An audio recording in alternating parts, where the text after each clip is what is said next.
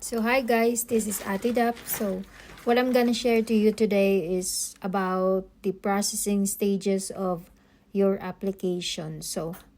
Application in Canada. So how many stages will it go through your application before ma-approve siya? So first na stage is yung gathering of your requirements, yung paghahanda ng requirements mo. Yan yung tinatawag na initial stage of your application. Then, the second stage is your processing of your permanent residency in Canada. So, first is requirement na kakailanganin mo is yung TOR mo. So, kung TOR mo, kung nagtapos ka ng 2 years course, or yung isa is yung 4 years course mo, kakailanganin mo ng college diploma or certificate na nagtapos ka ng 2 years course. And then, so yanda mo yan yung first. Ang pangalawa is yung clearances mo.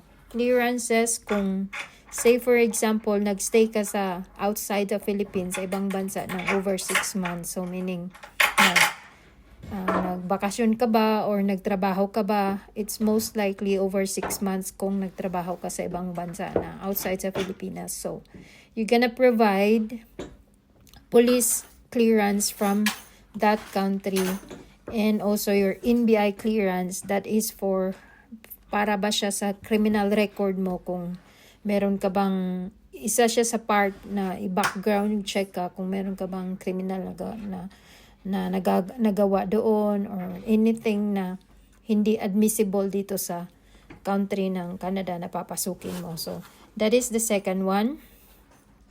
Third is yung work experience mo. Yung work experience mo, let's say for example, if you're going to apply as a nanny or elderly, ang a-applyan mo dito sa yung pagtatrabaho sa pag house, yung sa matanda ka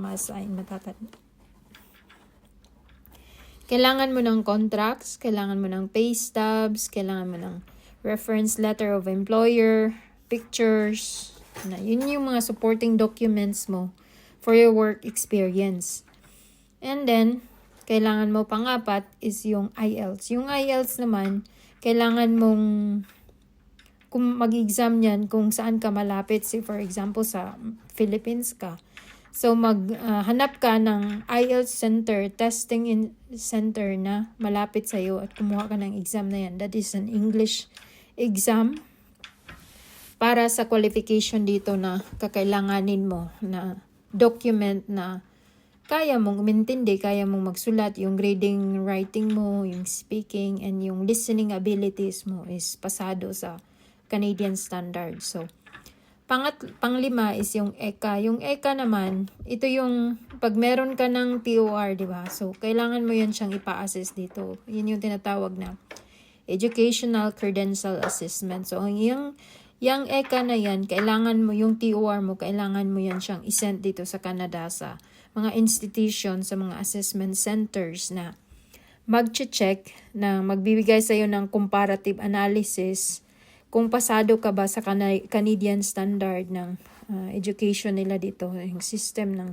edukasyon nila dito sa Canada. So, kakailanganin mo yan na document na yan. Isa yan sa requirements. So, next is yung passport mo. Passport ng main applicant, kung how long ba ang expiration niya. Dapat ma-check mo siya bago ka mag-apply.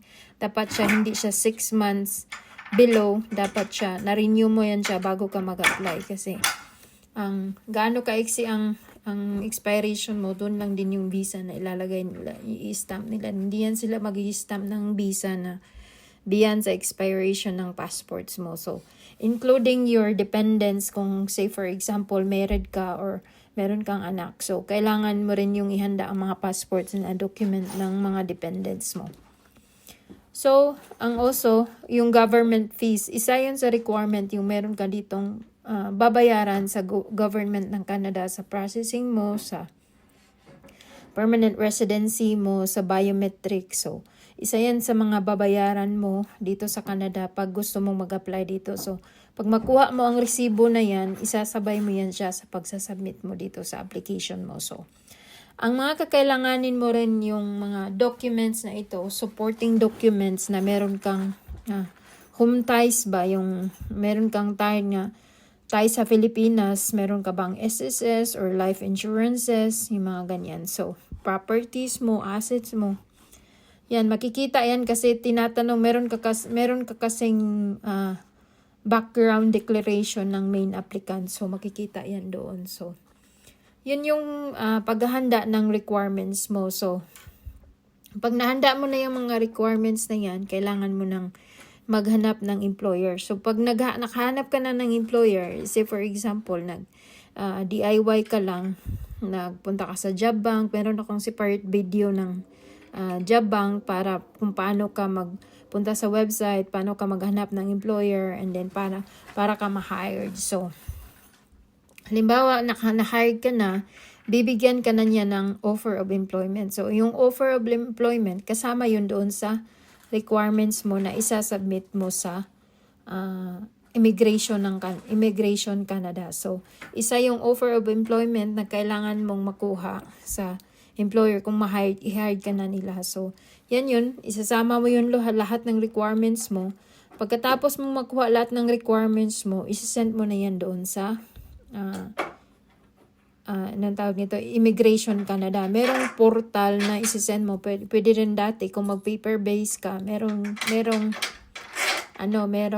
address na pwede mo email yung paper-based application mo. So, meron ka din kasing online. So, bubuksan mo lang siya sa portal tapos isisend mo siya doon. So, yan yung gagawin mo kung yan yung ihanda mo sa initial stage of your application. So, sa stage 2 naman, pagdating mo dito sa Canada, syempre approve ka na ang papers mo. So, kung na-approve ka na, kailangan mo lang siyang kailangan mo lang mag-antay na mag-gain mo yung, sa amin kasi ngayon na batch 2009 to 2024, 2019 to 2024, 6 months lang ang hinihinging inside experience, pwede na kaming mag-apply ng PR. So, ayun na, mag-submit ka, mag-gather ka ng requirements mo na meron din kasing requirements for, that is your stage 2 application, okay, yung permanent residency mo. So, ang kailanganin mo naman sa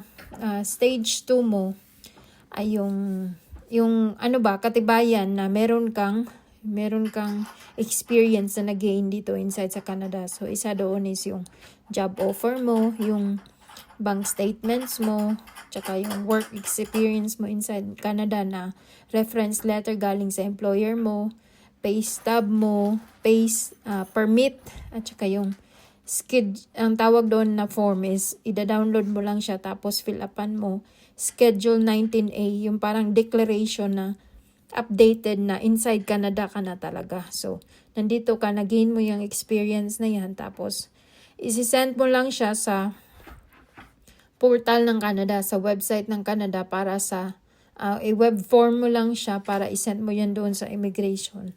Tapos, i-receive lang yan nila. So, ganun po ang mangyayari sa stage 1, stage 2. In the initial stage of your application sa stage 1, IRCC will receive your application. Magkakaroon ka ng acknowledgement of receipt. So, yan yung tinatawag na AOR. Ibig sabihin, na-receive ng IRCC, ng Immigration Canada, ang application mo. So, it's good na na-receive nila and meron kang confirmation na tanggap na nila ang application mo. So, when IRCC will post that the application for that year will be open, then meron kasing tinatawag na quota. So, ibig sabihin, merong quota for nannies, meron ding quota for elderly. So, pag sabing bukas na ang portal, pwede na kayong mag-submit. Submit na po kayo agad kasi pag napuno ang quota, ibig sabihin makapag-send pa rin kayo, tatanggapin pa rin nila, pero posibleng hindi ka aabot sa quota. Ibig sabihin yan, ibabalik ang application mo kasi hindi na nila ipaprocess yan kasi naabot na nga ang quota bago pumasok yung sayo. So, ibig sabihin yan, hindi ka kasali sa nakalock in ang year na yan na quota, tapos hindi ka umabot, so ibabalik yan sa'yo, hindi yan masasali sa year na yan na tatanggapin na ipaprocess nila. So, when it's open, submit ka agad kasi mabilisan po kasi yan talaga most likely sa mga previous na na dumaan, mabilis po siyang mapuno ang quota sa childcare at saka sa elderly. Ano ba tong childcare program o yung nanny, yung childcare giver dito sa Canada? So, ito yung tinatawag sila yung mga nag-aalaga sa they care for their well-being of the children, physical, social development, o nag-a-assist na sila sa parents sa pag-aalaga ng bata. So, pangangailangan nila simula sa umaga hanggang makapasok yan sa eskwelahan, or kung nag-stay at home man ang bata kasi hindi pa nag-aaral, dadalhin mo siya sa playgroup ba niya, or ihatid mo siya sa activities na naka-assign sa kanya nung araw na yun. So, yung mga schedule of activities niya, meron kasi na hinahanda ang parents. So, yan yung gagawin niya. So, for safety and security sa bata na aalagaan mo.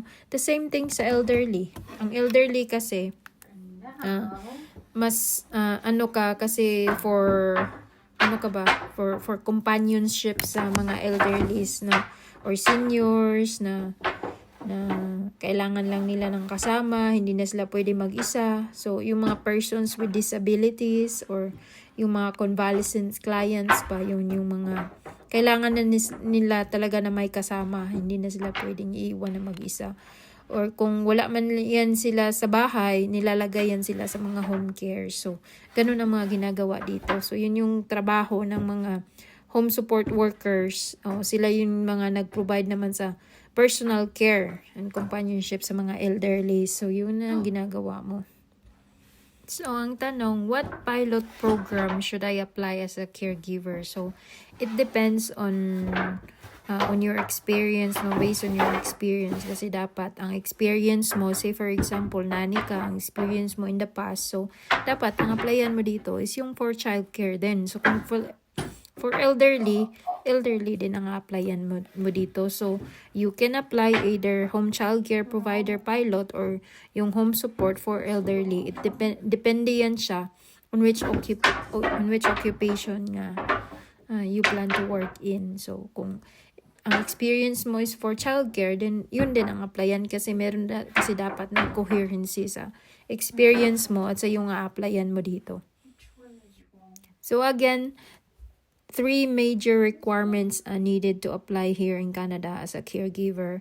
Under sa childcare and sa elderly is yung IELTS mo, yung International English Language Testing System. So, yun yung isa sa kailanganin mo. Yung ECA, Educational Credential Assessment, at saka yung employer mo. Yan yung pinakatatlong kailangan mo na magsama yung tatlo bago ka mag-submit ng application mo dito sa Canada.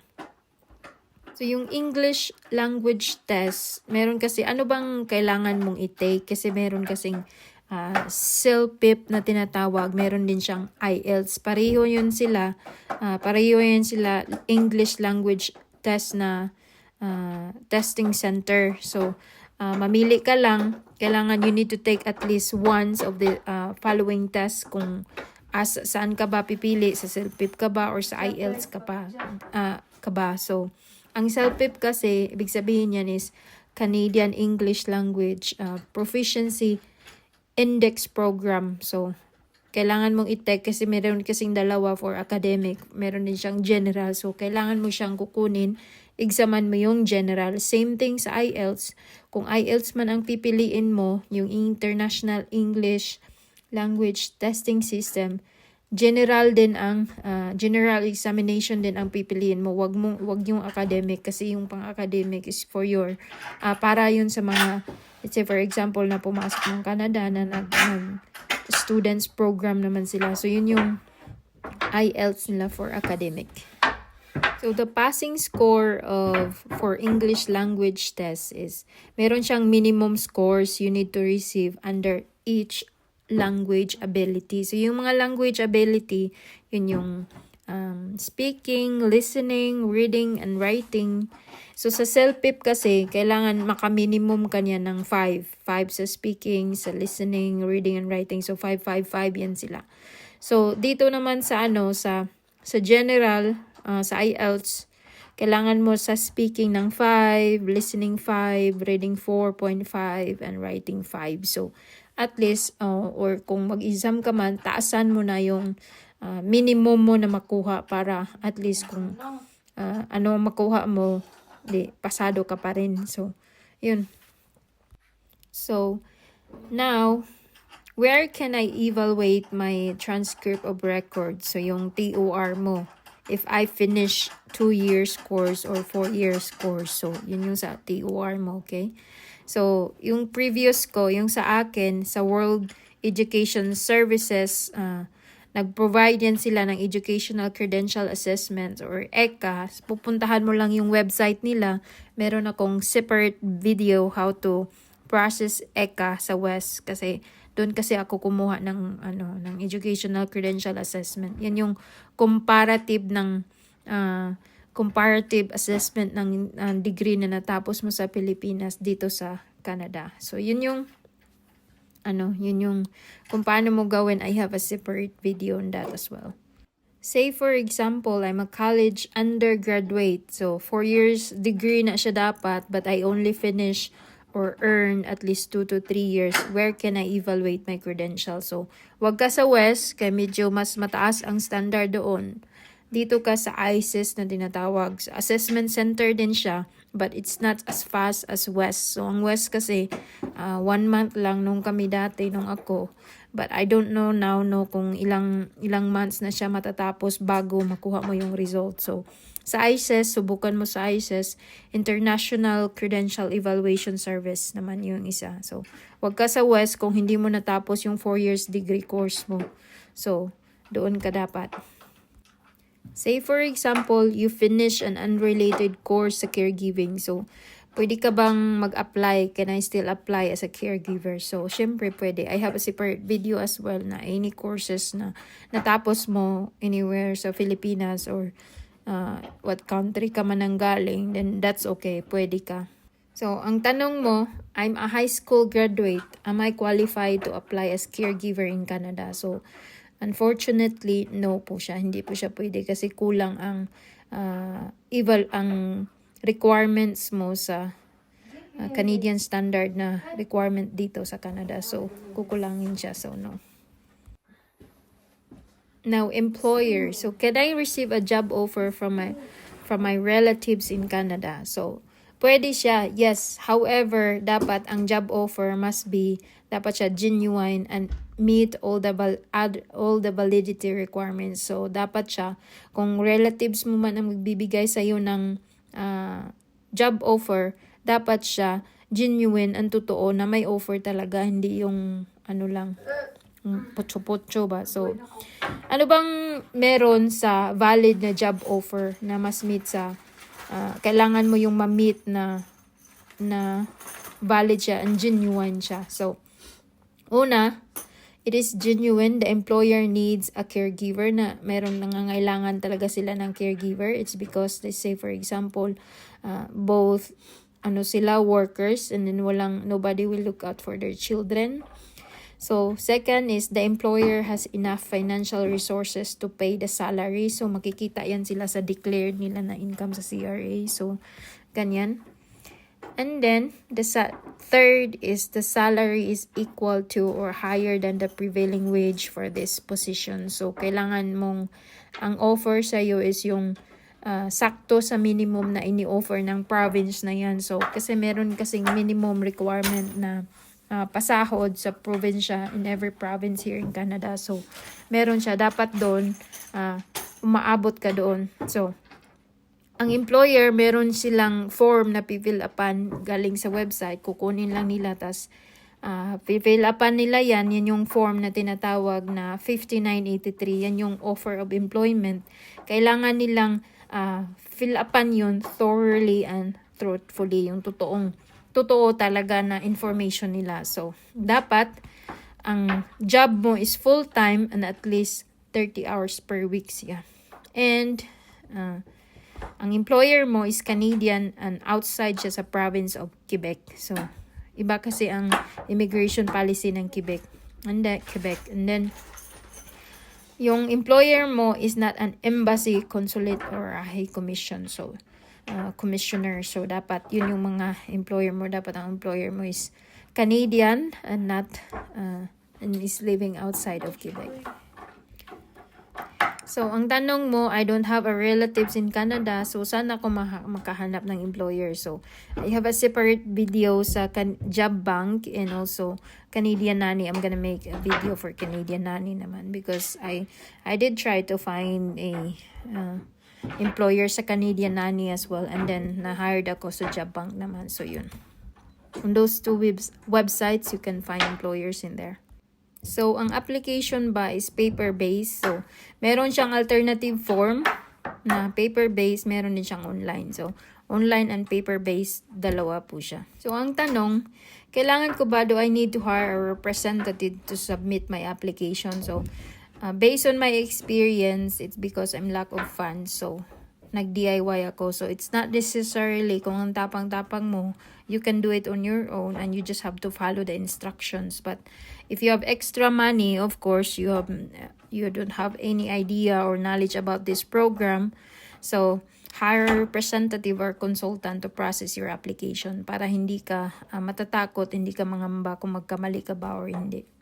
O kung sakto ba ang ginagawa mo. So, better hire. Disclaimer, I'm not a immigration consultant. So, what I'm sharing right now is just based on my application, based on my experience, kung paano ko siya ginawa, at paano processing, paano ako nag-gather ng requirements, paano ako submit ng application, paano ako naghanap ng employer. So, this is just based on my experience. I'm not an immigration consultant. I'm not a registered RCIC. So, yun po. This is just based on my experience to share. So para to sa mga gustong mag-DIY. Thank you.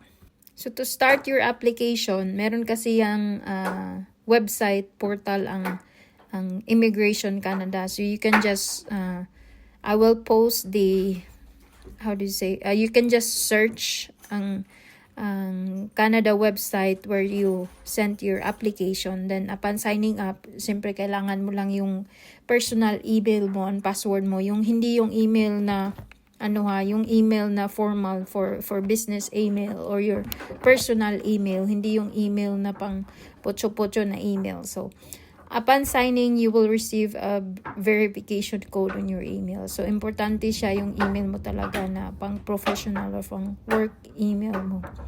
So, kailangan mo lang ilagay yung code sa request and then, yun na, pwede ka na mag-start ng application mo. So, pag makapasok ka na sa portal, yun yung tinatawag na permanent residence portal. So, mag-sign in ka lang, password mo, kung wala ka pang account, so, syempre, kailangan mong mag-create. So, wag mong kakalimutan ng password mo, tsaka yung email address mo na gagamitin sa pag-sign in or sa pag-create mo ng account kasi you're going to need it in the future kung mag-check ka ng application mo online. So, kung halimbawa, ikaw lang ang gagawa, so, kailangan yung mga logins mo para makapasok ka, makastart ka ng application mo. So, kailangan mo lang mag-select, halimbawa, kung mag-select ka ng program na applyan mo, kasi ito pang caregiver kasi ito. So, kailangan mo lang siyang i-select ang program na economic, tapos ano bang program na applyan mo, kung pang childcare ba or for home support worker ba or yung pang elderly ba na applyan mo. So, and then i-customize mo lang yung application title mo. So, kailangan mo na piliin mo ng maayos kasi baka pang childcare ka, tas ang na-click mo pang, ang tawag nito, pang elderly. So, you have to check and verify before mo siya i-click mo kung anong a-applyan mo. So, yun. And then, yung mga forms kasi, kailangan siya na i-check mo siya ng mabuti kasi madami ang forms na kakailanganin mo. Tapos, kailangan mo siya i-download. Ito yung mga kinanglan ng i-scrutinize mo talaga siya ng mabuti na sakto ang information mo nalagay sa forms kasi ida-download mo kasi siya doon. Parang fill up mo yung mga forms. Kukunin mo siya sa website ng Canada, tapos i-download mo, fill upan mo, tapos isi-save mo siya sa isang file para hindi ka na mahirapan pag i-attach mo lang siya, pag i-upload mo na siya ba. So, kung anong forms na mga kakailanganin mo na kailangan mong i-fill out online, kasi naka-PDF kasi yun, kailangan siya updated, yung bago mo na download na forms ba, yun yung last updated forms na gagamitin mo para hindi ka yun yung kasi mostly required na updated form downloaded. So para hindi ka mawala, meron kasi siyang tinatawag na checklist. So yung checklist na yun, kakailanganin mo siya para ma-check mo kung ano bang forms and forms ng immigration forms na kakailanganin mo. Kasi kung may ma-miss kang isa, hindi pwede. Dapat talaga sakto ang malagay mo na forms. So again, yung checklist mo ang pagbabasihan mo kung anong mga forms ang kakailanganin mo, and then you just have to make sure na updated ang forms na gagamitin mo. So sa supporting documents, you have to upload the supporting documents, and you have to make sure that you follow the recommended document labeling sa pag-upload mo ng mga supporting documents mo. So number 1, your passport sa main applicant. So if you have husband and kids, ilagay mo rin sila if applicable kung meron husband and kids. Yung IELTS mo, WES result mo, government ID with expiration if applicable, your PSA birth certificate, Sinumar marriage contract if applicable, death certificate of the spouse if applicable, annulment divorce paper if applicable, and then PSA birth certificate of husband and kids, NBI. Your photos, meron pong photo specification, so kailangan po yung i-follow. And then photos of your husband and kids if applicable, kung meron. And then document checklist, yung checklist na sinasabi. And then yun yung checklist na susundan mo kung anong kakailanganin mong documents na kailangang meron. So i-check mo yun siya kung kumpleto ka bago ka mag-send. So ito yung IMM Immigration Form 1295, COE, Certificate of Employment, pay slips if you have, proof of ability to perform work. So, yung in situ caregiving, pwede yun. Trainings, Red Cross, First Aider, CPR, AED. And then, offer letter from the employer. And then, driver's license. So, kung meron kang international driver's license, pwede.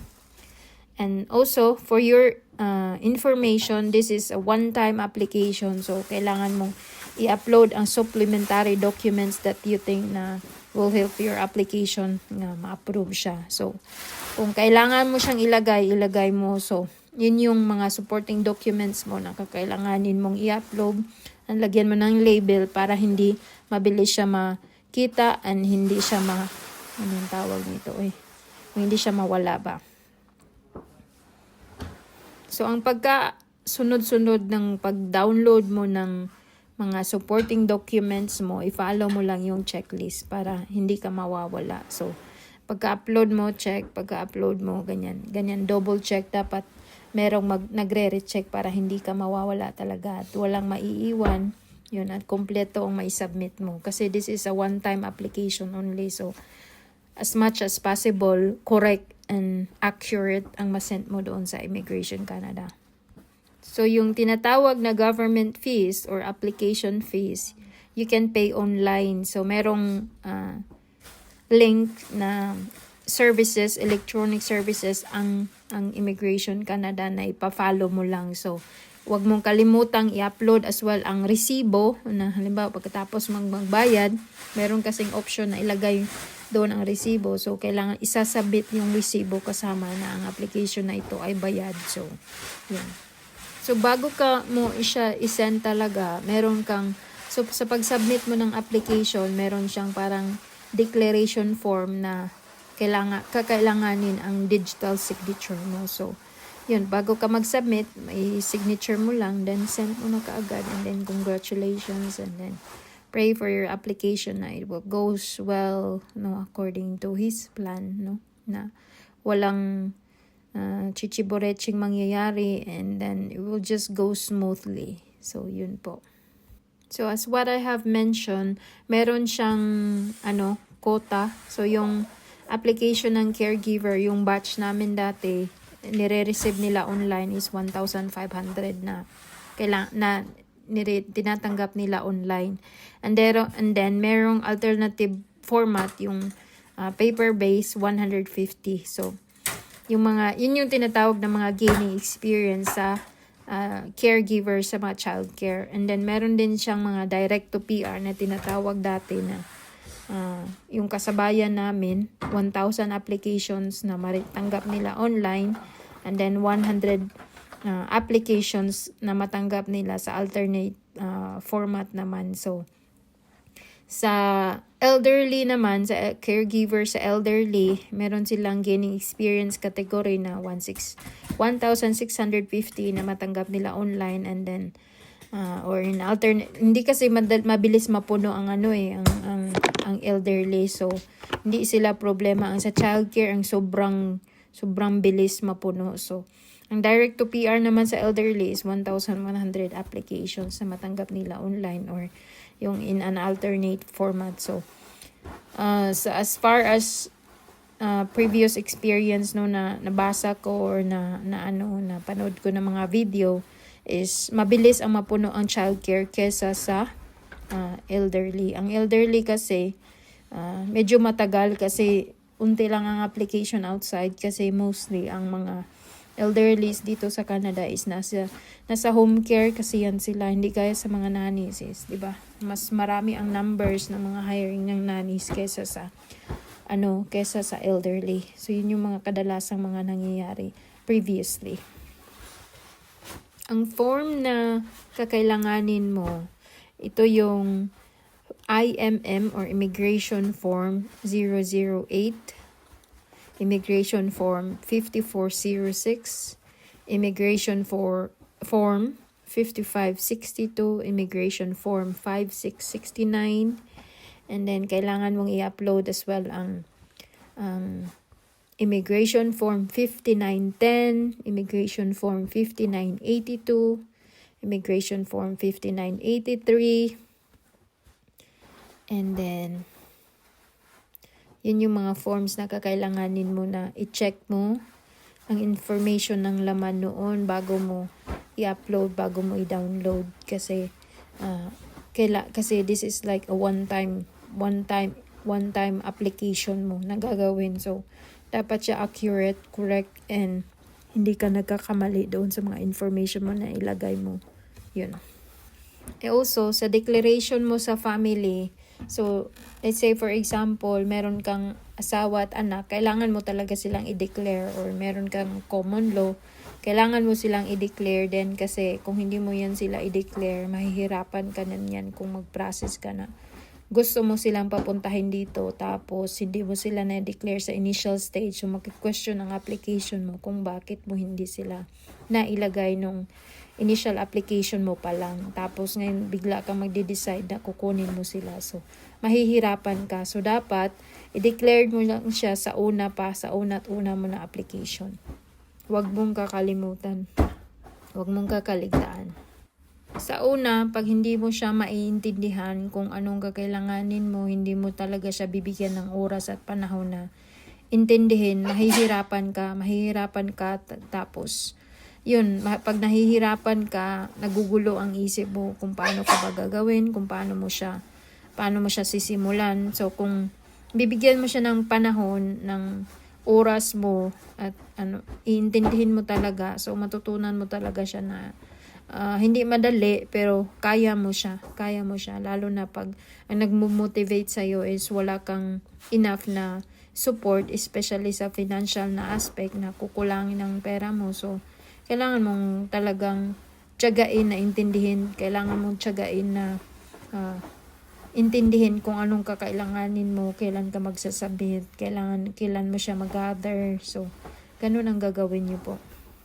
Sa financial mo naman na kakailanganin mo, during the processing stage of your application, you must have to have work para meron kang source of income para pangkuha mo ng requirements at meron kang source of income na kakailanganin mong isave para ibayad doon sa kakailanganin mong processing sa pag-apply mo na sa Canada. Pag ready ka na, kailangan mo talaga na may savings kasi pag wala, bultuhan kasi ang kailanganin mo pag nagbayad ka na sa IRCC. So, hindi mo siya kasi pwedeng utangin na half mo na hindi siya pwede. So, yun po. I hope you na intindihan mo ito and nakatulong sa'yo. Maraming salamat.